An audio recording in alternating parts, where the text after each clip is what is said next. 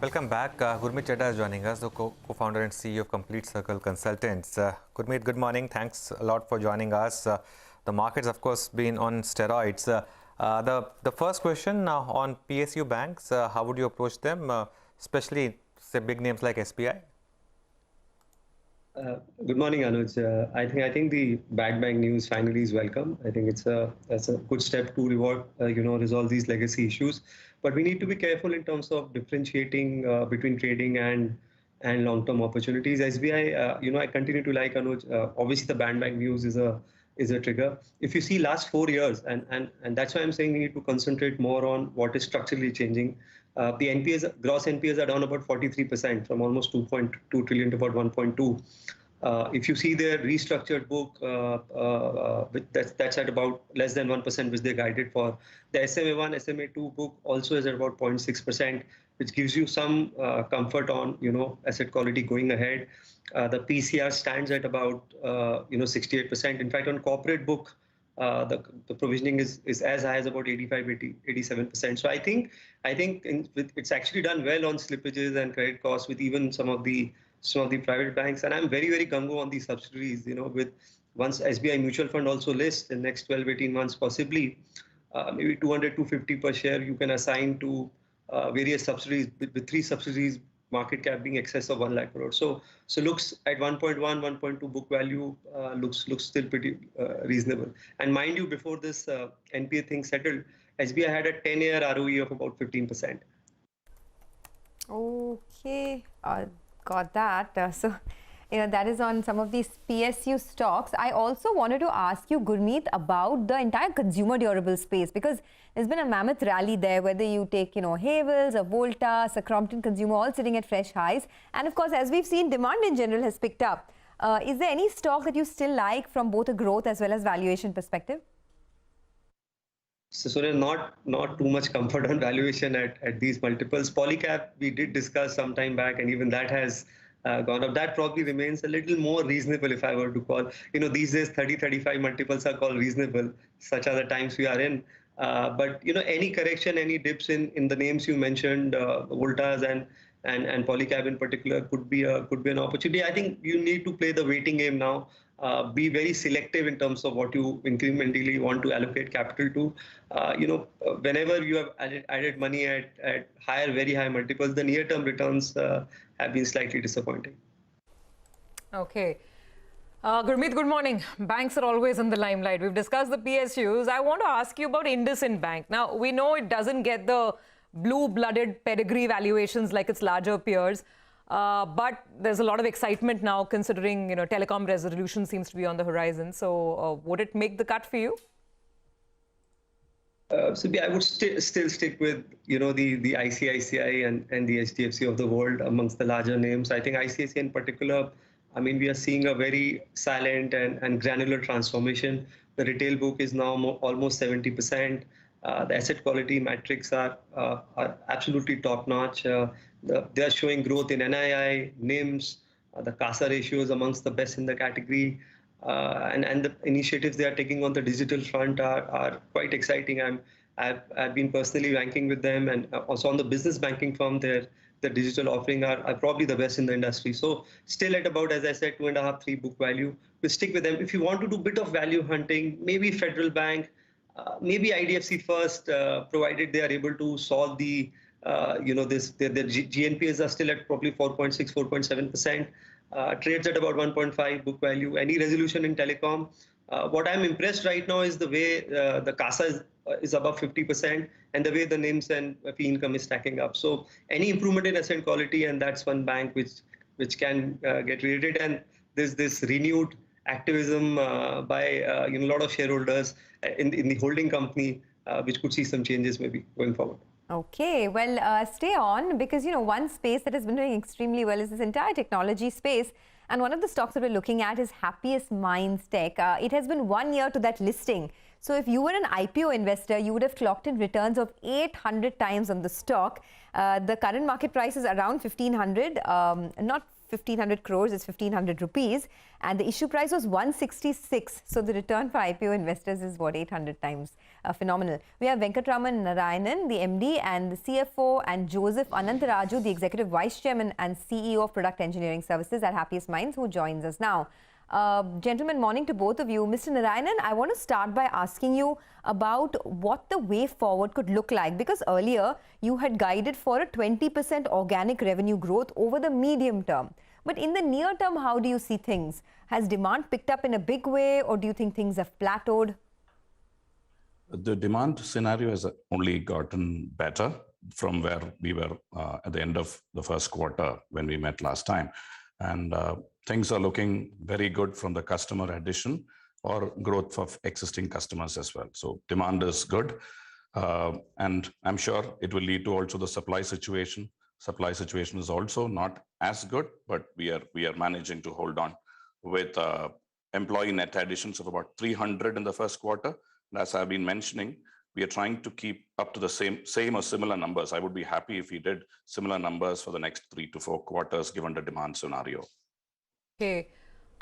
Yeah, supply side challenges, manpower challenges, which means big salaries, right, and high attrition. We'll get to that in a bit. But Joseph, thanks for joining in. By the way, congratulations to you guys on a great year on the street. So can you give us some more qualitative inputs on demand as well? So far in the second quarter, I mean, what are the kind of inquiries you've seen from clients? What's happening with deals, deal sizes? More qualitative inputs on what the future of this demand looks like over the next few months. Joseph, you're on mute, I think. Sorry, I was on mute. Yeah. So if you look at it from I'll probably take 2-3 angles.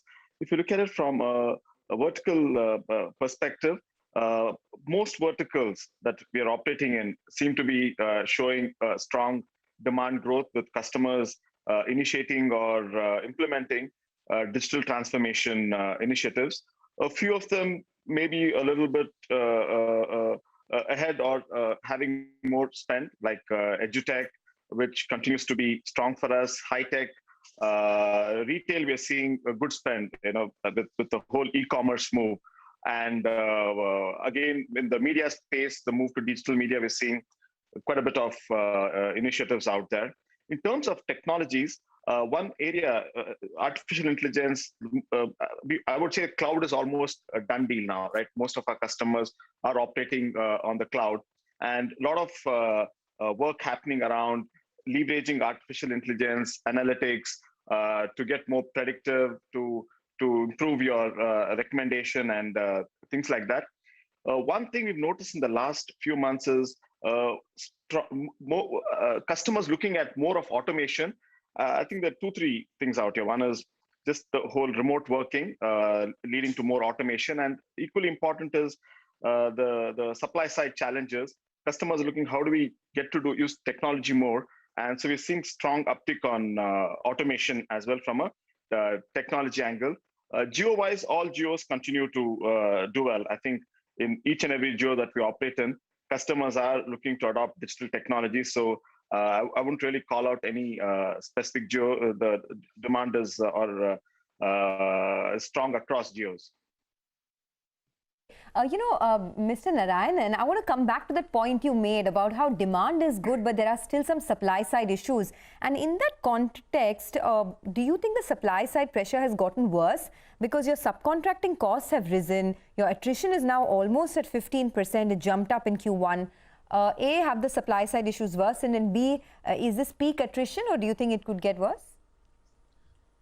If I were to take a stab and make a prediction, I think things are going to get a little bit worse and then start improving, because you see there is always a slow build-up when it comes to attrition, and the pipeline then slowly builds up on people moving out, looking for the newer opportunities that are on offer, while we keep adding and backfilling the open positions. So both of this is happening on the at the same time. So it's likely to get worse. I would say from our numbers of 15% last quarter, it's likely to increase, and then we'll be able to stabilize it over a period of time. Because right now there is so much of demand. People are hiring for digital talent. They're looking for places from where they can ramp up very quickly. So sometimes there are there are decisions which are not very logical that are taken essentially on the compensation front or on what's on offer. But, we have the IT industry is kind of matured, the services industry especially, and we are built to make sure that we address this on a measured and a time-based basis. So, I'm just trying to understand what that translates into in terms of immediate margin pressure. At the end of the first quarter, your EBITDA margin was at around 23.3, which was almost a 200 basis points decline over the previous quarter on quarter. So will this reality mean more pressure, at least in the interim, or will you... If you adjust for that, we are at about the same 25.6, 26% number that we have been doing for the last 4 quarters. That said, I've always been cautious in guiding on the margin front. I've been saying that sustainable margins should be in the range of about 22 to 24%, because we don't want to say no to business. We don't want to say we want to retain people. There are certain immediate costs that would have to be taken. So we had done a compensation change in January, Q4 of last year, which was effective Q1 of this year. And, replacements are also being done at market prices. So compensation has a way of catching up to the demand. At the same time, you try to match up with the various levers that you have. So utilization is a lever. Pricing is the rates that we get from our customers is another lever. Third is the geography mix. So if you look at it, we have always been, we have got to leaning towards US as a geography of focus for us.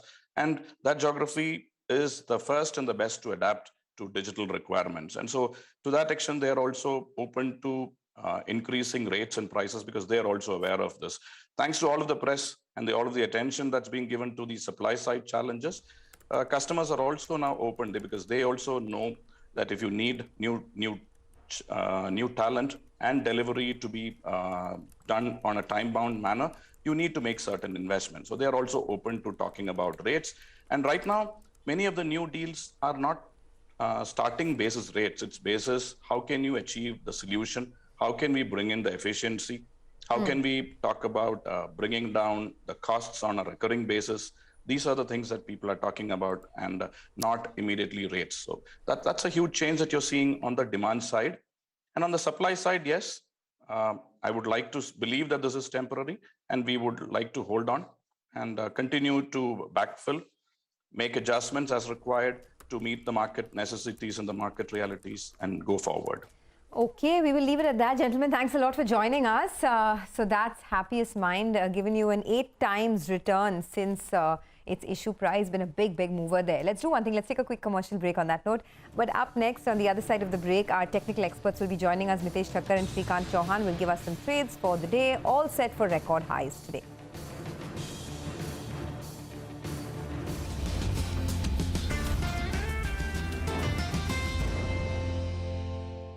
Break free.